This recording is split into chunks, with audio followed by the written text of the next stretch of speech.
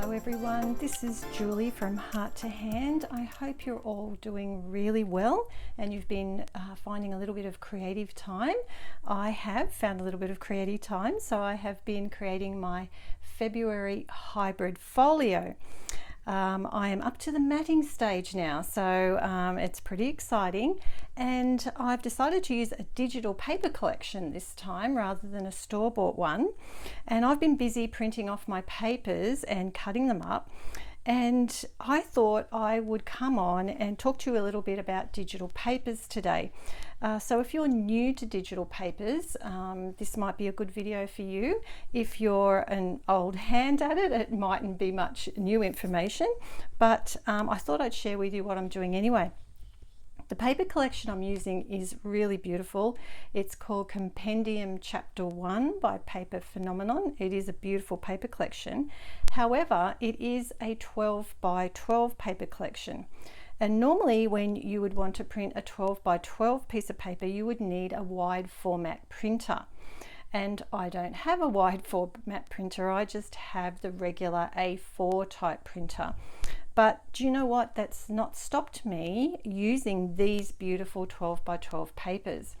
If you have just a basic photo editing software, you can use them too. And I thought I'd come on today and show you how easy it is and that you don't need to be intimidated by any of that. I am by no means a computer expert at all. I'm very basic in my knowledge, and the things I'll be showing you today are very basic. So you may already know these things, but in case you don't, I thought I'd come on and show you what I do in case it's of some help to you. But these are the beautiful papers that I've been printing, and you can see they're absolutely beautiful. All about books and relaxation. There's a coffee there, beautiful bird, glasses. There's even a clock there, so there's a sort of a time theme going on. But how beautiful and stunning are the colors? That's what I love the most about this. There's even beautiful letter there, you know, taking time to write a handwritten letter with a wax seal. So beautiful. And there's a typewriter, old-fashioned typewriter. So beautiful themed papers. I absolutely love them. And you can see these are all printed on A4 paper. And there's also background papers and text. Here's some beautiful background papers. They all tone beautifully together, and this is just a handful I've grabbed just to come on and talk to you. There's a lot more. If you'd like to see the paper collection, I will leave a link in the description box below, and you can click on that and go and have a look at it. It is a really, really lovely collection. So as I said, you don't need to have a wide format printer to use 12 by 12 papers. I've printed these on A4. Now Kathy from Paper Phenomenon, she has done a really great video on how you can take a 12 by 12 paper and resize the whole image to fit on an A4 or letter size paper, depending on where you live. And she used Photoshop Elements to do that, and it was a really great tutorial, very handy. So I'll also leave a link to that video down below, and you can definitely check that out because that's another way of doing it. But today I'm just going to show you and give you some other options to be able to print your papers on your A4 or letter size, depending on what you have.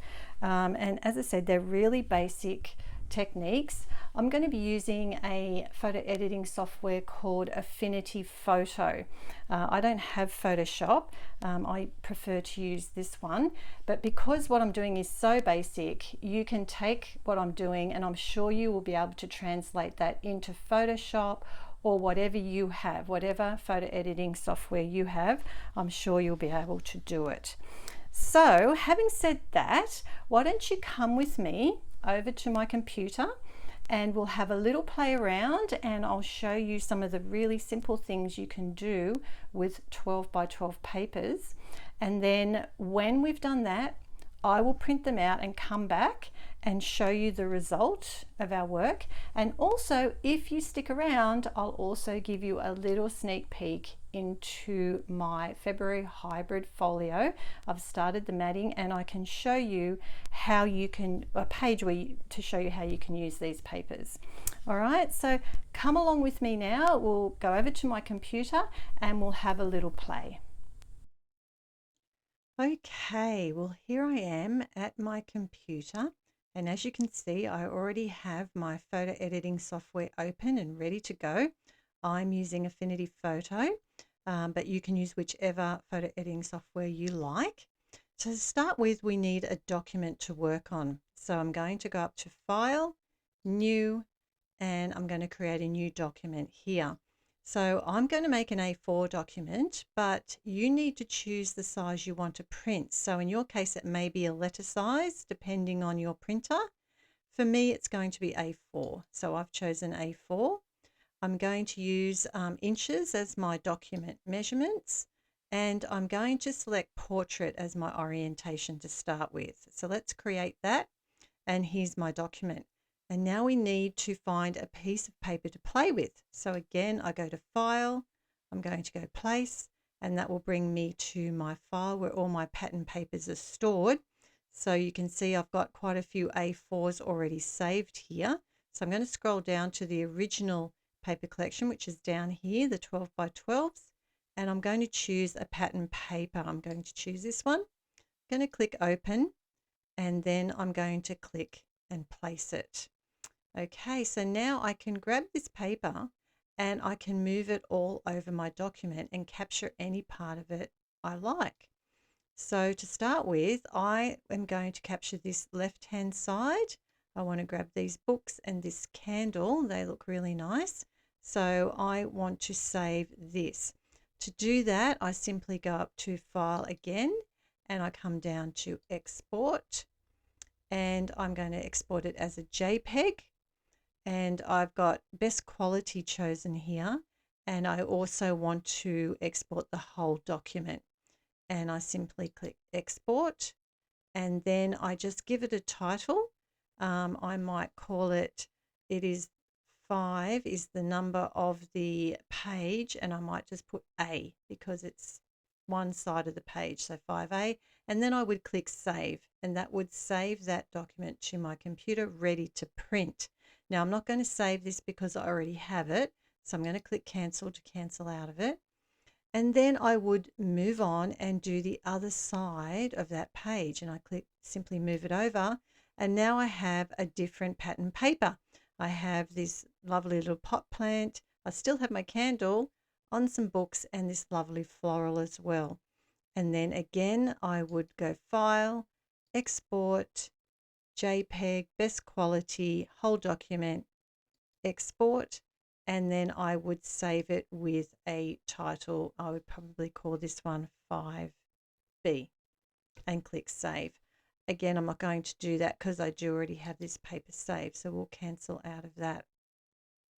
So I also like to have some landscape papers. So I find the best way to do that is to create another document in landscape.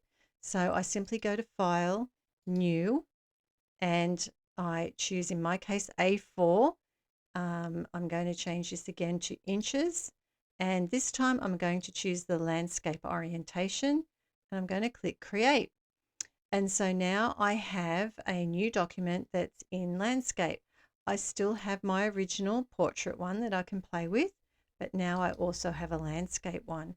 So let's go ahead and place that paper that we're working with into our landscape document. Let's just find it here. It's this one, open, and I'm going to place it.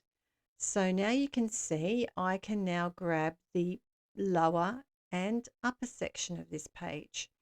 So let's do the lower edge first, and you just move the page around to where you're happy. I kind of want to catch these books in the corner here, so I like that. And then I would go ahead and export that in exactly the same way as the portrait. When I've done that, I would come back and move my paper down and capture this beautiful floral for the top of my page, and I would export that. So now out of that one page, I actually now have 4 A4 pattern papers, all looking different, all capturing a different part of that design. Okay, so let's go back to our portrait one. Another really easy thing you can do, of course, is simply to resize your paper. And to do that, all you do is you just grab a corner, you just hover over it till your arrow appears, then click, hold it down, and I can pull that down to whatever size I would like. The easiest way I find to do is simply to make it match my paper. And so I would just bring this out until it matches the size of the top of my paper. And what I've found is when I do this on an A4, when I print it and it pops a little white border around it, it actually turns out to be an 8x8 piece of paper, which is really handy. So I would go ahead and export that in exactly the same way. So another thing you can do is use your 12x12 pattern papers to make little journaling cards out of. So to do that, you simply bring this down to whatever size card you would like. So I usually make it to sort of fit on my page the best. So I find, about around the 3.5-inch mark's really good. Let's see. You can see this little box. See how I'm moving this around? You can see that little box. It's as I'm moving it, this little box is actually changing the measurement. It's telling me what the measurement is. So that's 3.5. Hang on, let's move that. 3 point, we want it around 3.5. That's good. And then I can pop this up in the corner. Now to get another one, I simply do what we did before, File, Place, and I'm going to grab another one. There's 6 of these pattern type papers. Let's grab the first one, Open, Place, and I'm going to shrink this down a little bit. And what I can do to get it the same size is simply place it over that other one and shrink it down until it is the same size as the other one, like that. And then I can just move it across and do that. Now I could do that with all my pattern papers, but to make it a little bit quicker, what I like to do is I go File, Place, come into here, and I'm going to select more than one this time. So let's go ahead and select the ones we haven't printed yet, which is this one and this one. So these 4 I'm going to select. I'm going to open. And what's going to happen is it's going to open a new Place Images window here with all my images there ready to go. And when you see when I hover over my document, my place icon is ready to go.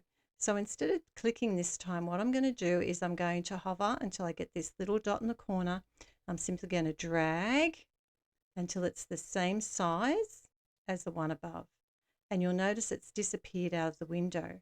Now when I do that again, this one is going to appear over here. So I'll drag and let go, and you can see it's now moved over here. And I just simply continue to do that, and you can see how quick this can be to add all those images in there. And now I have all my images there, and these are all roughly 3.5 by 3.5 little journal cards. And I do prefer to print mine all joined together like this because it gives me the option of cutting them apart individually, but also I could say cut along here and use this as a fold line and have that as a card that I can slip over my page. But if you want them separated, then you would simply just separate them out and create a border, a white border around them, and you can cut them with a white border and they'd look like little photos then, wouldn't they? Which would be really nice. So that's one way you could do it. Now let's copy all of this. So what I'm going to do is I'm going to select all of these. I'm going to right click and I'm going to put copy. I'm going to come over to my landscape page now, and I'm going to actually delete this page. So I just hit my delete key on my keyboard and I'm going to right click and say paste. So now I have all these little journal cards on my landscape page. So I'll just move some of these. Sorry, I'll click off it. I'll move some of these so we have them all on the page. And what I'm going to do is create little cards in a different orientation. So to do that, I'm going to line them up this way. like this. Okay, and I am going to print them like this. If I wanted to have them more separate, I could print them like this. But if I wanted to make them as cards, what I want to do is have the fold line here.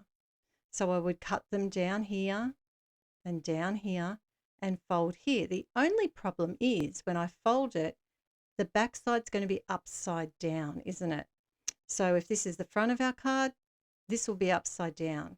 So the easiest way to correct that is to simply select what will be the back of the card, and I go up to Arrange, and I'm going to click Flip Vertical. And now you can see that has just turned that upside down.